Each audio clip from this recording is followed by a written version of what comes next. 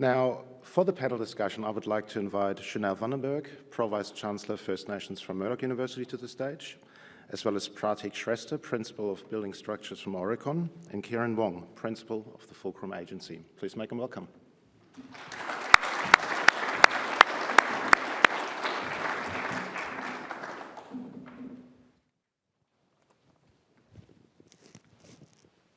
Okay, I have a few questions just to get us warmed up.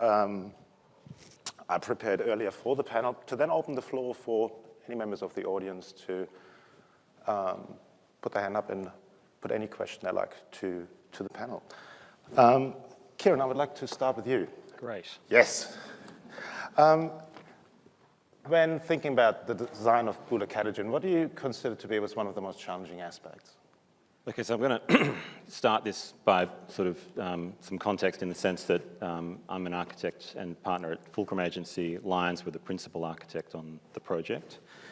Kerry and I are quite close, and he called me last week and said, can you do this panel? And I said yes, and then he told me it was a breakfast and film launch and all these other people. And so I'm going to pretend in some respects to talk from the context of Lyons, but also I'll talk about our own experience as designers on the project. So the biggest challenge in a way really for this project is the idea that the building itself is a building brief, but it has a kind of campus infrastructure scale, and it had a job to do at the scale of the campus. I often talk about this building as being a kind of an aircraft carrier. I had to Google how big an aircraft carrier was today, and in fact it's about half the size of an aircraft carrier.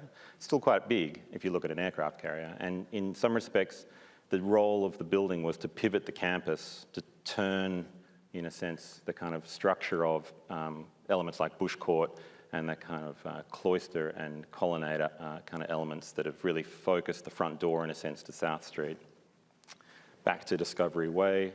And so the building has to do a lot of work as a building to re-engineer, in a sense, the whole of the campus. It has to operate at the scale of a front door. It also has to operate as a way of dealing with a sort of 13-metre fall across the site to make inclusive access. So there's some big challenges at a kind of campus infrastructure scale. I think that Lyons, when they advocated for a mass timber building, also responded to the challenge that Murdoch set, which was we want to be a leader in this space. We want leadership to be demonstrated both through the building and through the process of the building. And so that, its challenges occur when clients put those kind of challenges in front of you. And I think it took a great team to kind of respond to that. But the big challenge, I think, is really operating at the scale of the campus while sticking to the size of this building. We'll talk about the building itself, I'm sure, later. Thanks, Kieran. Chanelle, we heard in the video earlier about designing for country, and I was wondering whether you could tell us what that means and what do you think the principles of authentic engagement are in that regard? Yeah, absolutely. I just want to also start by saying how special that documentary was to me, just because I remember the day of that filming. I've also been someone who's been at Murdoch and felt really connected to Murdoch University, but the day of filming that documentary, my grandchild was born, and so that documentary, I was at the hospital till 4 o'clock that night. And so for me, I'm just always glad that documentary is going to be there, because it's going to be such a special memory for me. But back to Martin's question.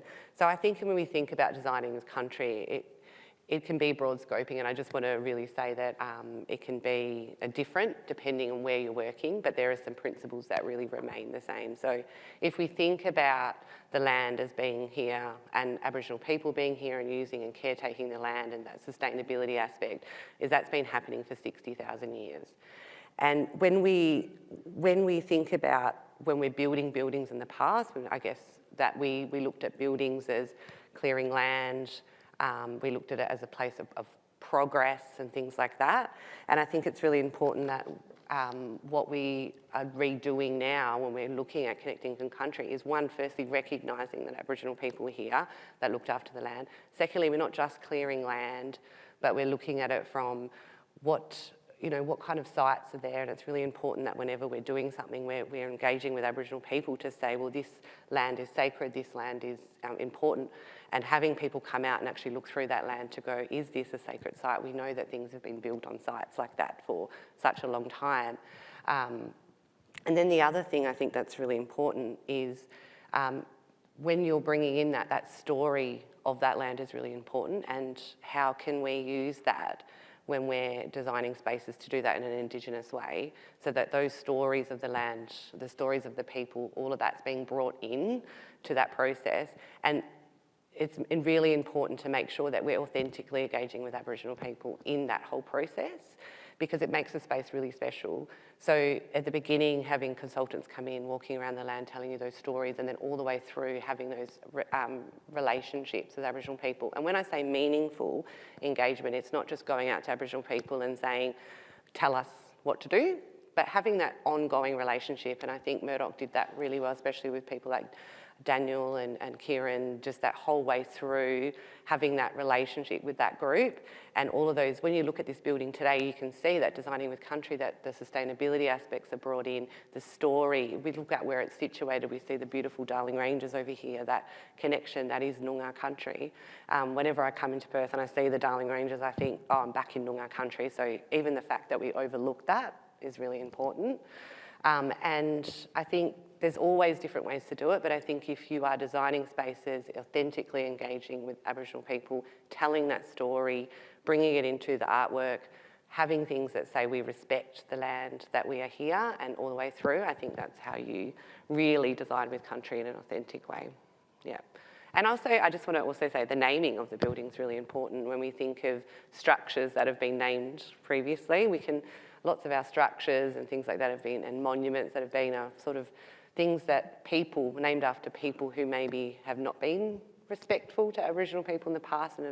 So I think it's really important to decolonise and indigenise in that way as well.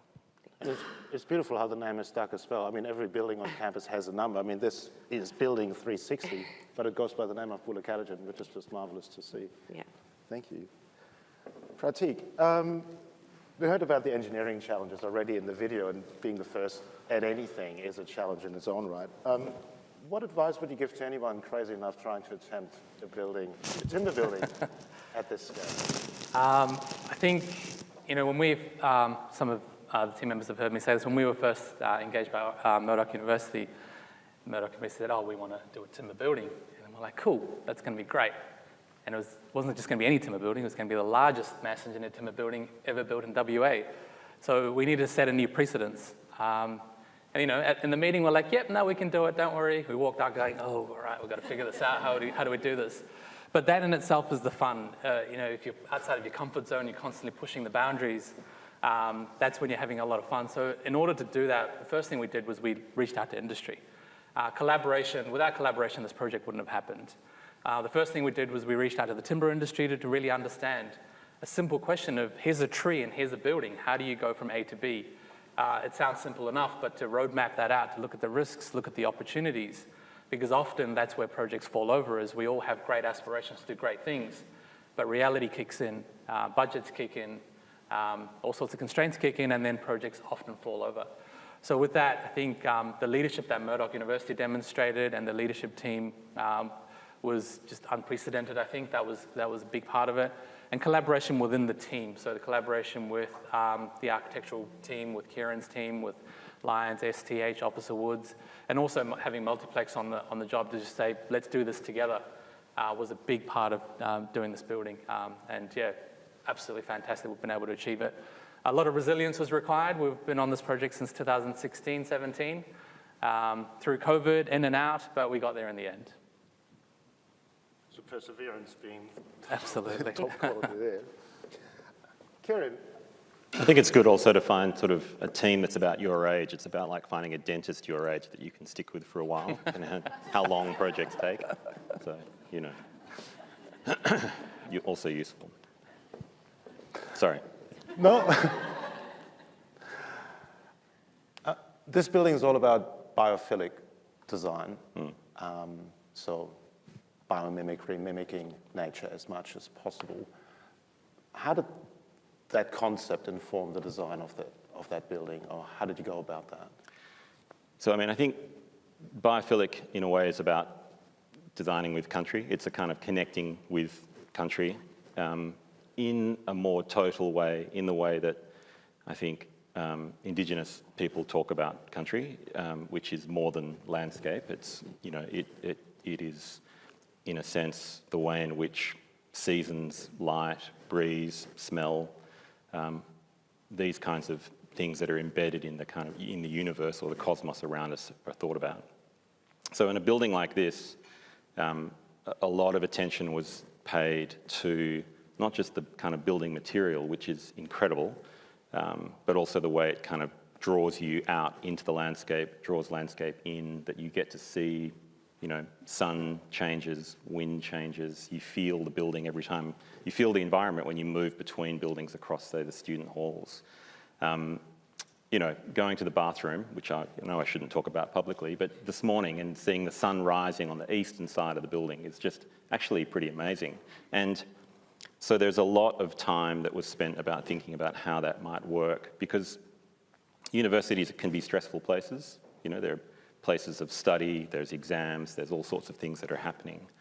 In many ways, a lot of the brief that we had around how to deal with the design of the project was around how to deal with student engagement and well-being, and think about the notion of well-being in a much more holistic way than, you know, counselling or something, or yoga, but actually how do we kind of embed and engage and connect people to feel like they belong here? That's a really big challenge for a lot of universities, especially in a teaching learning building where, you know, the cohort is transient. I think the other thing that's really amazing is that, you know, I had the privilege of being on site during construction. You know, there's quite a few of us who would get to wander around, you know, sometimes looking at robots, sometimes looking at lots of people drilling millions of screws. But I've never been on a building site where the smell and the feel and the sound of being in a building that's being constructed on demand, it's quite extraordinary. It changes the mood of people, I mean, actually, and it changed the nature of the way people engaged when they were on the construction site. It changed kind of contractor behaviour. It was quite extraordinary in lots of ways. And every time that there would be a tour through the building during construction, which must have been a complete pain for Multiplex, this constant parade of people wandering through the building, kind of oohing and ahhing at the timber. Everyone, about 5 minutes in, would have this kind of completely different disposition. So I think biophilic design, in a way, when it's done well, beyond sort of roof planter boxes and things, when it's actually embedded and integrated and completely part of the nature of the experience of the building, that's when it is successful. And this project, I think, had that almost from the first time I remember walking through when some of the first roof beams went up. It was a kind of awe-inspiring moment. So, does that answer the question? Sort of? Absolutely. Yeah, okay, great. And I would echo that in a sense, and that it was done well. Teaching in this building now for the last 6 months compared to the building stock that surrounds this building, which is sort of 30, 40 years old, with sort of daunting corridors and intimidating lecture theatres. It is a completely different feeling being in this building. There's a certain warmth to that, and I think staff and students have responded incredibly favourably, just as an environment to be in, and just in terms of the whole feel, the experience is a very positive one, and I think it is the light, it is the timber that sort of adds to that and makes that experience possible. Just on Kieran's point though about construction, you know, when Multiplex team were pouring the foundations, it was quite a busy site. It was lots of wet trades, lots of people around. But then as soon as the timber came on, you could just notice the difference, how quiet it was, how clean the construction site was, and relative safety as well. So there's a biophilic nature of the building and the longevity of the building, but even during construction, there's so many benefits to be had of timber construction as well. Yeah. Chanelle, what's your experience of being in this building? And yeah, I think I was really lucky to be one of those annoying people who did get to come tour through the building quite a lot, and bringing the advisory group in. And each and every time, yeah, you're right, as it went up, you just started to feel it come to life. And on the day in the opening, I don't think I've ever actually walked into a building where I felt just felt something. Like it's not something I walk around. I'm not an architect or really focused on buildings before that. But it got a beautiful feeling, and I think it's really because of the way it was respectfully designed, all of those elements that you talk about bringing into the design process. And teaching in it, it's lovely. But also what I love is that the students have really, from day one, just owned the building. I think they feel that this is such a special place. I hear students going, oh, are you going to come to Boola now? They've, named it Boola, so that they feel really connected to it.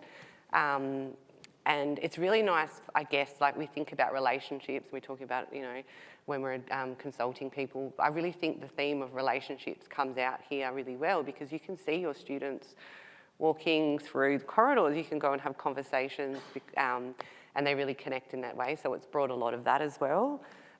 But I feel like sometimes the other thing I really love is all those spaces that students use. So you're right, Kieran's right, it is quite stressful. I work at the Coolbuddy Aboriginal Centre. I get to see students every single day, then they're feeling stressed. And I've also been really lucky to work at a building and a place that is connected and feels that sense of belonging too. So it's really nice to have another place that students can come to.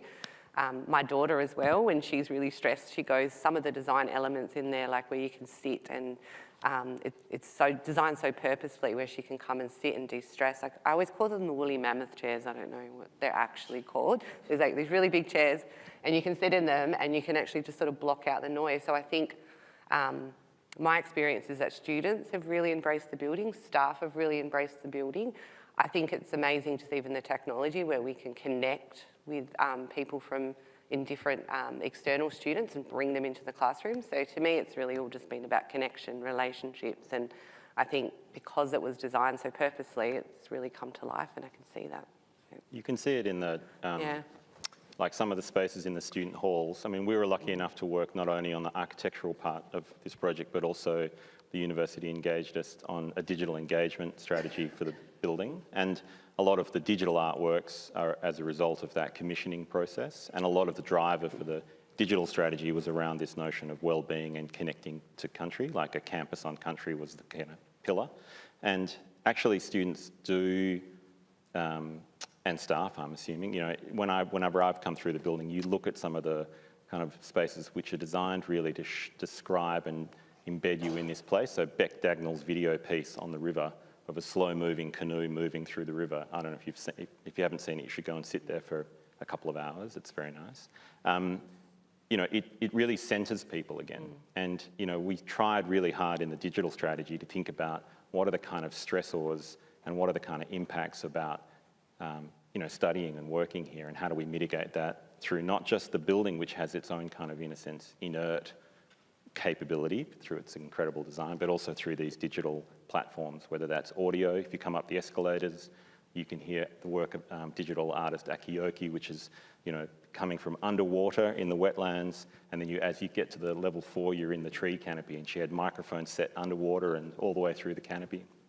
And Noongar's story is being told about that place. It's all about trying to make people feel completely connected, in a way, to this place, which is one of the things that I think a lot of people, young people, struggle with whenever they're in lots of university settings, that feeling of belonging. Absolutely. Yeah. I've actually seen students, there's like some things in front and students laying down in front of that. Yeah. Just checking out. So. Yeah. The other thing about this building is it's such a long building. It's 180 metres long. So just back to your point about respecting the land that we're designing on, I think it does it quite well in terms of how porous it is. Like 180 metre long building, it's easy to separate the east and the west. If this was a concrete monolith, you wouldn't get the interaction, you wouldn't get the engagement. And I think when we had the opening ceremony, Barry made a comment to say that it almost felt like it belongs. And that was quite a powerful testimony for this building, I thought.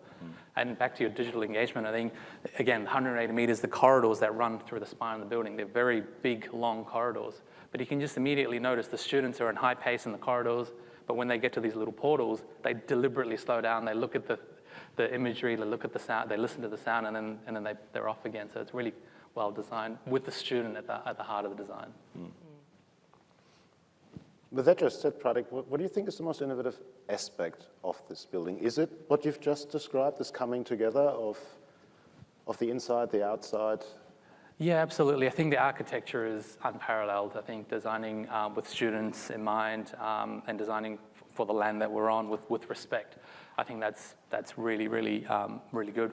I think when we were on the project, Murdoch University also said to us, we want to use this project as a vehicle for innovation. Often we design projects, we do awesome work at them, and then we sort of leave and go, yep, that's done, and go away. But Murdoch University said, well, hang on, can we maybe get a research out of this? Can we get a thesis out of this? Can we use this to innovate our industry so that we give back? And then so from that, we sort of said to Murdoch, we said, oh, well, timber's a modular sort of construction. It's pretty regular. It'd be so funny if we use robots to build part of this building. It started off as a tongue-in-cheek joke, but then Murdoch said, yep, let's make it happen.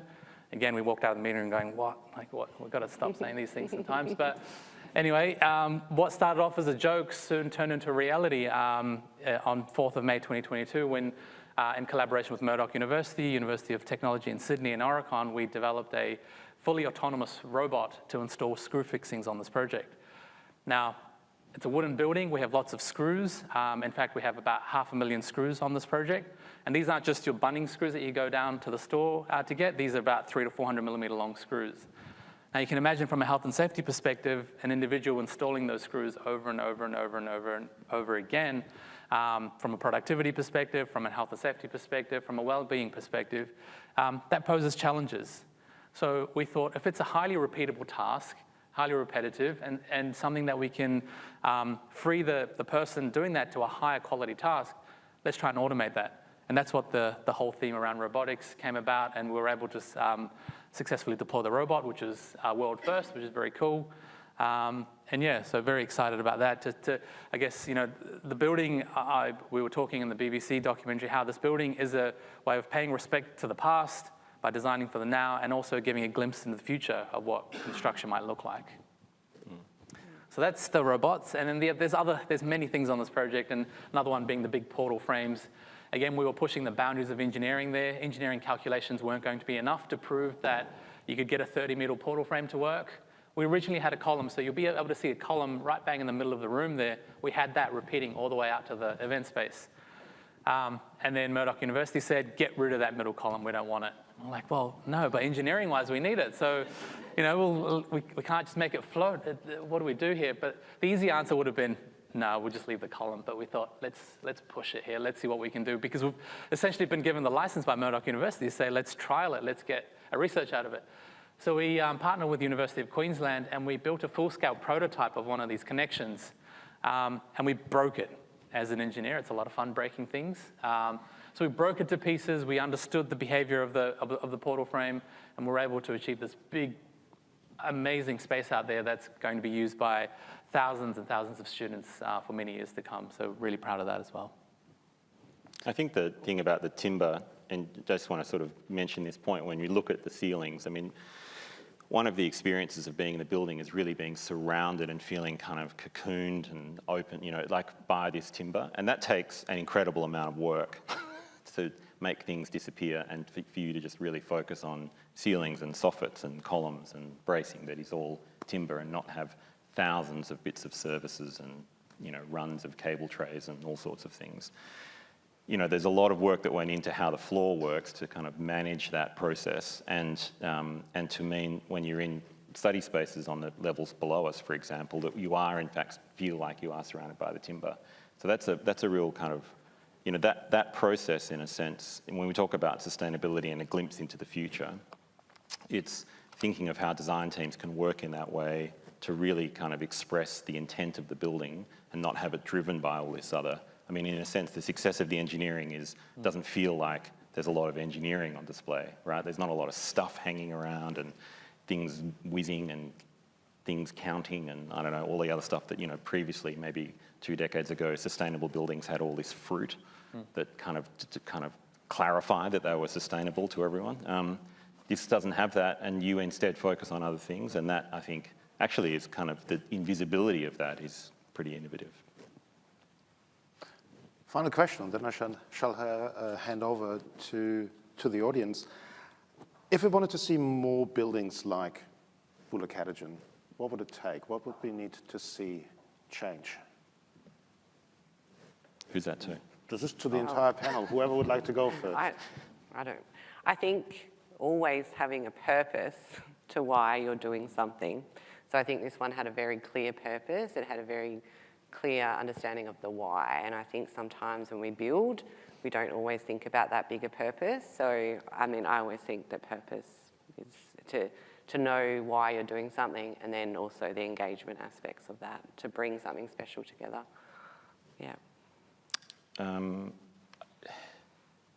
I think one of the things, this is in a sense the challenge of lots of projects, is that challenges are set by clients and challenges are responded to by consultants and contractors, but they're often led by individuals.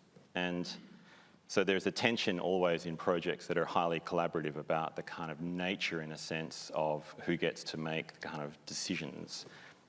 You need, in some respects, you need someone with a kind of maniacal focus on the end goal, who is not willing to accept columns in the outdoor area and to push back continuously until their consultant team agrees and does it, right? And at the same time, you need a kind of very large, inclusive kind of committee response, in a way, to be able to bring all of these people together and make sure that all of those sort of directions are being understood and played out, and the kind of nuances of what the experience of being in the building might be. So how do you get a building like this? In some ways, buildings like this don't occur by committee, and most of our buildings or most of our projects do. So that is one of the big differences, I think. I think the other kind of thing that you would need for more of this to occur is just a greater drive, in a sense, for clients to be ambitious and for the consulting team to be as equally ambitious. And again, those things don't always overlap. You're kind of looking at these waves moving through, and occasionally they do that, right? And so I think, there's a lot of things that need to line up to make this a project like this. Yeah, and I'd echo both Chanelle and Kieran's point. The one thing that we sort of do at Aurecon is ask the what if, and that's, what if we use robots? What if we did this? What if we got rid of that column out there? Not being afraid to go what if, and then sure, it might, 9 out of those 10 ideas might end up in the bin, but you only need that one to go, yep, that's it, that's our silver lining here, that's how we're going to pursue, and having a client that consistently backs that and gives you license to ask the what if is what's needed. Like I said before, I think we all have really good aspirations of what we want to achieve and how we want to design sustainable buildings, but there are often constraints that come in the way. So having that strong vision early on and having that strong why as to, well, why are you doing it? Well, here's 10 reasons why I'm doing it, and I'm not gonna be swayed by anything else, was a big part of it. And equally having a team that will constantly just say, well, what if we did this? What if we did this? What if we did this? Sure, there'll be tension, but I think ultimately it's for the greater good of the project, for the life cycle of the project as well. Well, thank you all. And now it's time to open it to the floor. Alex, are we just walking around with the microphone to those who have a question?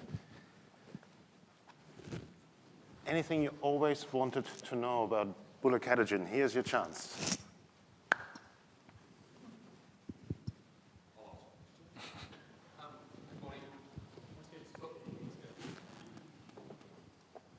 Good morning, my name's Bronstein, I'm from Perth Airport.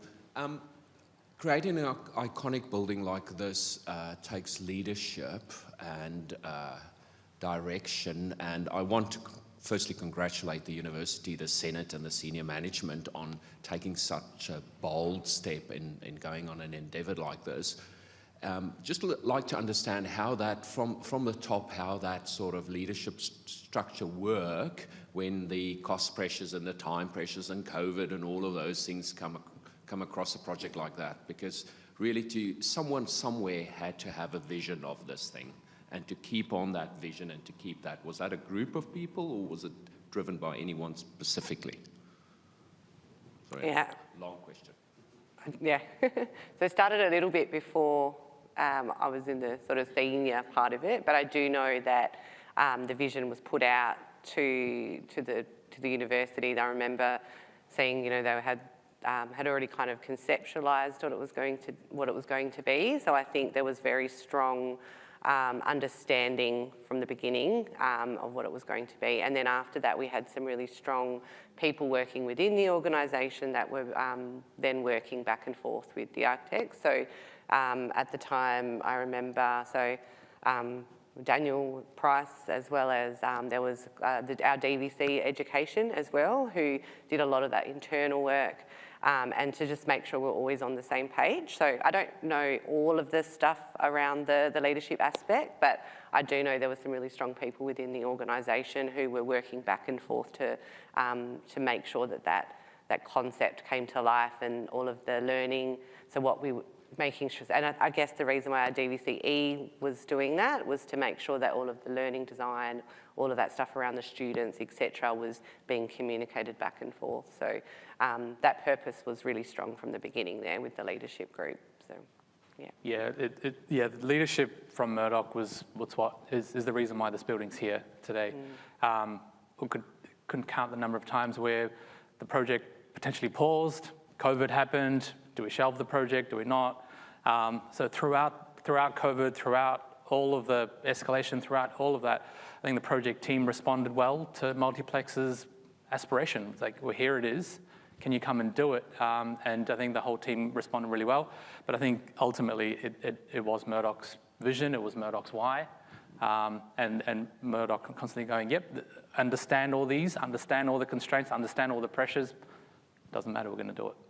And that's what, is here. One of the things for me is like, how it came to be on time as well, and everything went through during that COVID. I mean, to me, that was exceptional because we'd had buildings built before that would be over a year, so I think that no one could believe at the time that it would actually be done on the time it was going to be done as well. So I think that's really credit to the team as well.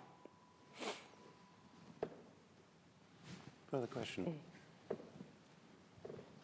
Thank you, and thank you all to the panel. I just wondered, in terms of circular economy and sustainability, is anything being done in terms of post-occupancy evaluation? And maybe you could talk a little bit about that. We talk about biophilic design and biophilic benefits of timber building, and that's something we're working with Murdoch University to capture that data. At the moment, it's all anecdotal to say, yeah, biophilic design really does help, and there is some data, but we are capturing some data in this building. It is slightly more difficult because you need a baseline, essentially, and a baseline, you would almost need to have this building in concrete right next to it to go, well, what's the use? But yes, that is something that we're looking at getting more out of. In terms of circularity of design or circular design, one of the great things about this building is it has been designed for disassembly as well. So in 10 years, 20 years, 50 years, whenever the building needs to be decommissioned or the building needs to be repurposed, each one of these beams can simply be unscrewed and repurposed and reused elsewhere as well. So the whole circularity design for disassembly is quite powerful in this project.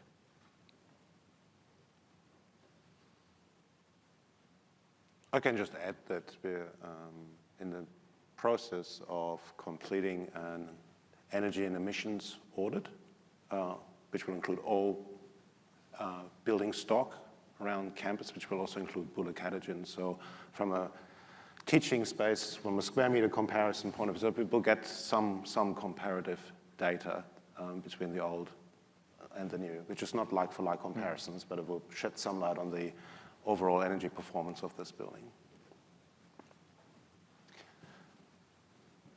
I'm getting told to wrap things up. Okay. Sorry, I'm not wearing my goggles, so I couldn't tell.